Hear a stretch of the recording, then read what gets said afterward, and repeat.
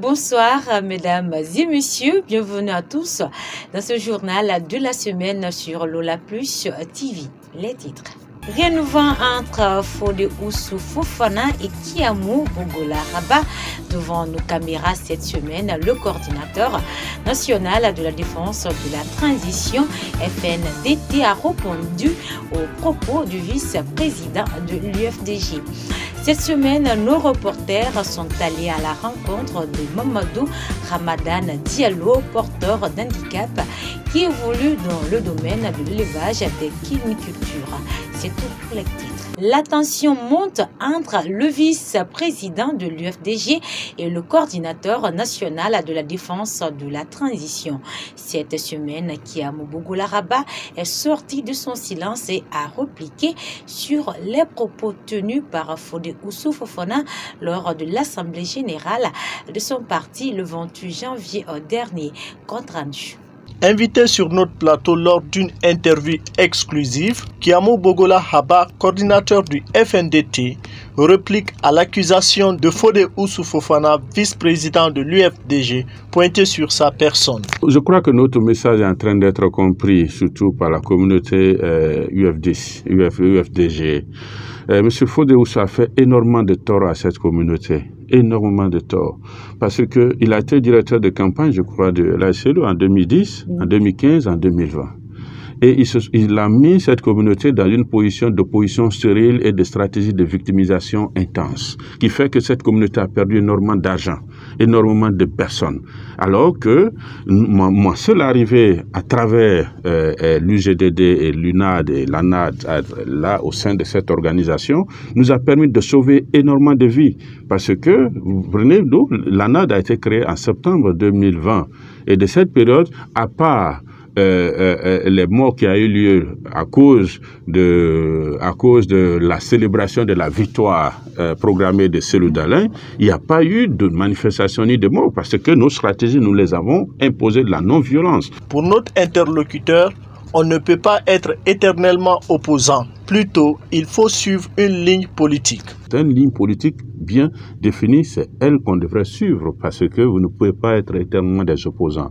Nos militants avaient beaucoup payé le prix fort pour qu'on obtienne cette alternance. Beaucoup sont morts et vous connaissez les statistiques, c'est incroyable. Beaucoup avaient perdu énormément de biens, tels que tous les membres du GOA et ces commerçants avaient perdu des milliards et des milliards. Vous ne pouvez pas continuer à les garder dans une opposition stérile contre des militaires. Et donc, la stratégie, c'était que nous avons conseillé, nous, la NAT, c'était bien une stratégie pacifique de défense de la transition et d'harmonie avec les militaires. Et si quelqu'un devrait être de l'opposition, ça devait être Alpha Condé et son équipe, et pas nous qui avions œuvré pour que cette alternance. Voilà la ligne politique, voilà la stratégie pour laquelle nous avons réussi à convaincre l'ensemble des membres à soutenir. Poursuivant, il précise que Fodé Oussou Fofana fait des erreurs. Mon frère Fodé Oussou fait des erreurs extrêmement importantes. Je suis quand même Kiamou Bongola Rabat, qu'il connaît, qui a travaillé à l'international pendant plus de 15 ans. Et je vous rappelle que j'ai été quand même directeur financier pour l'Afrique de l'Ouest, pour les pays comme la Guinée, le Libéria et autres à 29 ans. Donc ça, c'est quand même extrêmement important. Et donc aujourd'hui, je peux le dire, tout ce que j'ai aujourd'hui, c'est le résultat de mon travail pendant plus de les 20 premières années de ma vie, où j'ai passé toute ma carrière. Pour le moment, je n'en ai pas reçu. Si j'ai la chance d'avoir, et ça serait très bonne chose, je prendrai. Et je circule avec mes voitures que Fodé Oussou certainement connaît. Et quand il a dit voiture, je dis, mais je pense que c'est complètement l'erreur. Je ne suis pas de cette personne. Mais si aujourd'hui le colonel Doumbouya me donne de l'argent, je vais bien le prendre pour pouvoir permettre de faire mon travail. Pour le moment, c'est pas le cas. Parce que c'est quelque chose que Fodé Oussou ne sait pas. En décidant de prendre une décision de créer le Front National pour la défense de la transition, j'ai pris un gros risque. Non seulement vous mettre sous le dos tout ce que j'appelle Troïka, pour leur dire que ce que vous avez fait en 2009 ne doit plus se passer avec le CNRD. Ça, c'est un gros défi que je me suis déjà engagé sur ça pour les empêcher, eux, de faire des manifestations pour ne pas connaître notre 28 septembre. Il faut rappeler que ce politicien avait quitté l'ANAP pour créer son propre mouvement appelé FNDT dans le but de soutenir les actions du CNRD. Si certains handicapés prennent la mendicité comme leur activité principale, par contre, il y en a d'autres qui se créent des activités génératrices de revenus. Tel est le cas de cet entrepreneur de nos reporters que nos reporters ont rencontré à domicile au quartier Wanidara dans la commune de Ratoma, a constaté Yves Claver-Collier.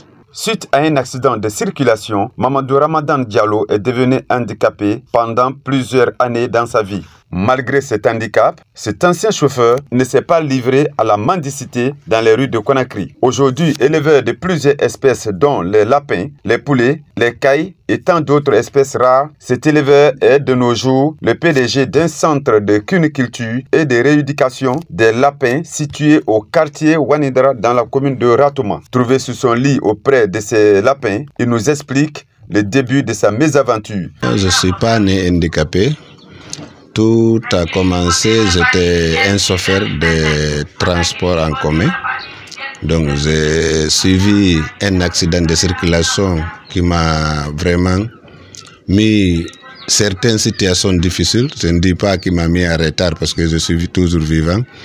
Donc qui m'a fait des parcours de recherche, beaucoup de médicaments et avec l'intervention chirurgicale, mais qui n'a pas du tout apporté de bons fruits comme je souhaitais. Mais je suis touché quelque part au niveau des moelles épinières, au colonne vertébrale. C'est certains membres qui ne fonctionnent pas comme je souhaite, mais des autres fonctionnent aussi.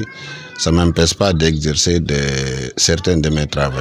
Pour l'objectif réel de notre entretien, il précise l'importance de l'élevage et le début de sa carrière dans ce métier. Au début, d'abord, je me suis lancé uniquement pour m'en occuper de ma famille.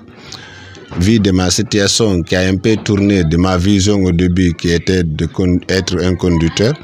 Mais quand je me suis lancé dans les activités des élevages, j'ai rencontré avec plein de personnes vraiment qui pratiquent de ce même métier, qui s'en va à une étape supérieure, plus que de certains autres métiers.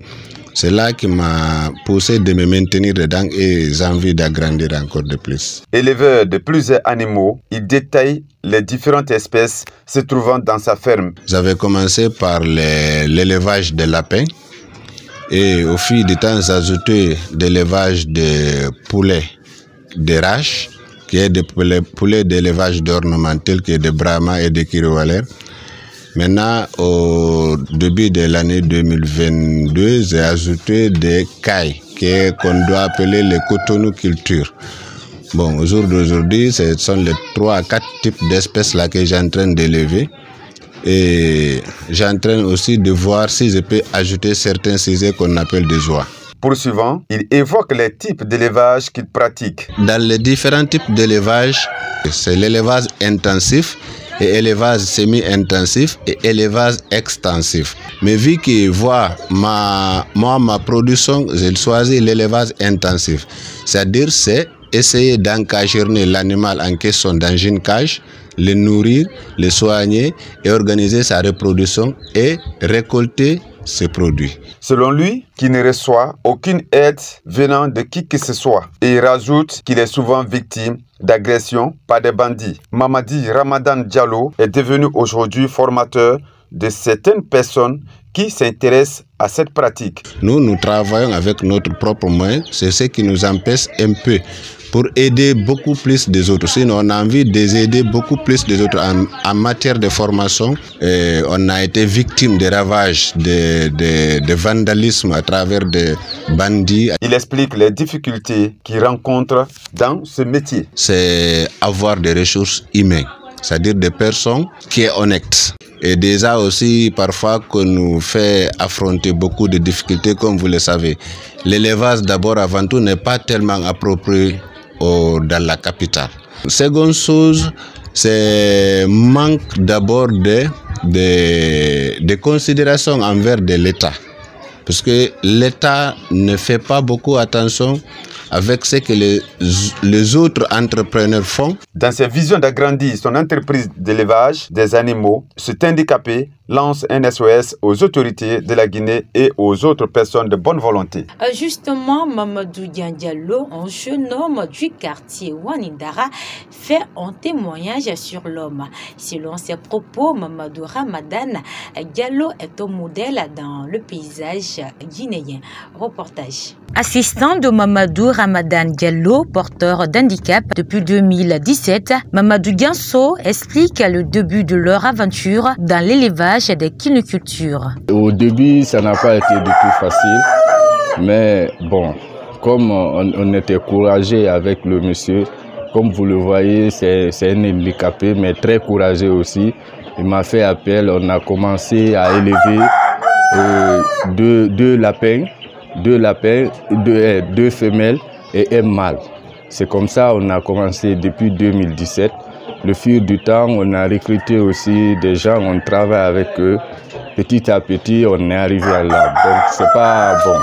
On ne peut pas tout expliquer, c'est pas du tout facile, mais il y a l'avantage aussi dedans. Poursuivant, il mentionne comment ils se procurent des matières premières tout en précisant leur relation avec le ministère de l'élevage. On les trouve à travers nos amis éleveurs. Parce qu'un bon quiniculteur, il faut aussi savoir choisir les bonnes races pour la reproduction. Et voir aussi les gens qui font le même type d'élevage que toi. Donc il ne s'agit pas d'aller au marché acheter des lapins qui sont contaminés. Nous, on n'a pas eu de contact direct avec ce ministère. On se débrouille malgré nous. Mais on est dans l'association des quiniculteurs qui ont créé en Guinée. Par ailleurs, ce adjoint souligne les difficultés rencontrées dans son domaine. D'abord, comme vous voyez, l'espace nous manque. Quand tu veux faire l'élevage, il faut avoir un vaste terrain là où élever avec du fourrage et autres là. Mais nous sommes capitale ici. Comme vous voyez, il y a les gens qui se mouvent partout et les animaux n'aiment pas beaucoup de bruit. Donc c'est notre première difficulté qu'on rencontre ici. En même temps, le financement, on n'a pas assez de financement et on se débrouille avec le peu qu'on a. Selon nos informations, le lapin est le deuxième animal plus élevé au monde derrière le poulet. Nous parlons dans ce magazine l'insalubrité dans les marchés à Conakry. Nombreux sont des centres de négoce qui présentent une mauvaise image due aux montagnes d'ordures. C'est le cas du marché Yembea dans la commune de Ratoma. Reportage. Le marché de Yembea dans la commune de Ratoma n'échappe à l'insalubrité qui sévit à Conakry. Fruits, légumes et autres condiments sont vendus dans les conditions d'hygiène alarmantes. Mais cette situation ne semble préoccuper personne. Tout le monde fait avec en attendant qu'une solution ne soit trouvée à ce problème. Ici, il n'est pas rare de voir des aliments recouverts de saleté. Car plusieurs vendeuses étalent leurs marchandises à côté de la boue et des eaux de ruissellement. Parmi elles, cette vendeuse de condiments nous livre ses sentiments.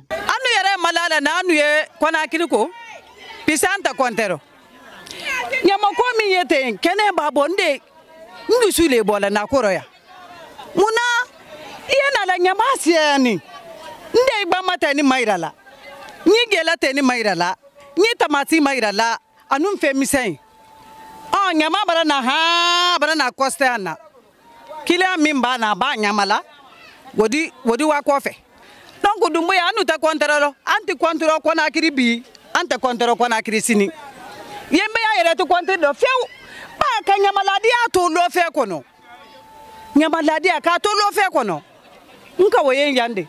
Pour cette vendeuse de poissons, aucune propriété n'est observée dans ce marché. Elle demande aux autorités de prendre leurs responsabilités.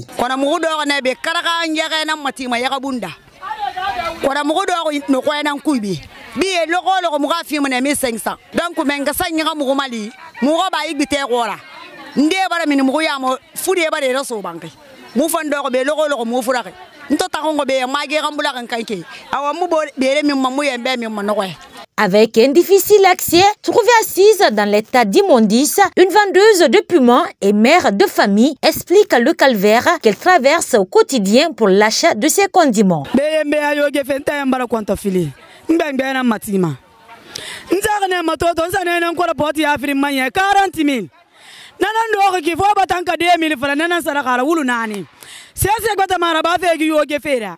Nyoge bara moga kile nye birin kele yembe bara wa ile site matoto esa sare so menne mota ndo ko market ene fa ko te 20 000 kara kan 10 000 kasara 5 000 3 000 4 000 sa va ne ko 40 000 kile yene fa yoge kulina lura tere esa nyema mikino masare so de na ko ku imuno ma don se sa de nyoko ku kasi ka sanyi e ga de be banke ka fure so to mota na nya tu do ko be lo ko mo comprimi matongo na comprimi va ya mona ile. Interrogée, une femme membre du bureau de ce marché explique les difficultés auxquelles les responsables sont confrontés. Pour notre interlocutrice, il faut une nouvelle personne à la tête de l'assainissement de ce marché. Mais vraiment,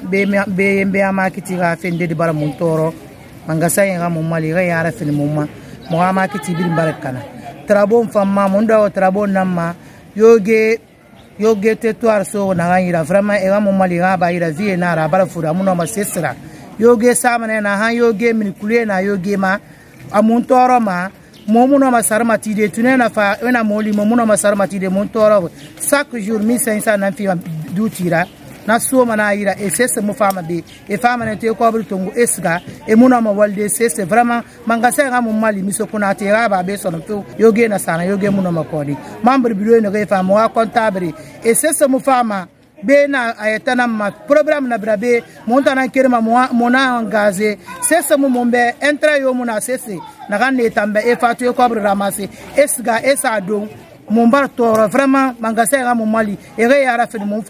C'est tout pour cette édition d'information de la semaine. Merci à tous de l'avoir suivi. Grand merci à Moré Kourouma pour cette réalisation.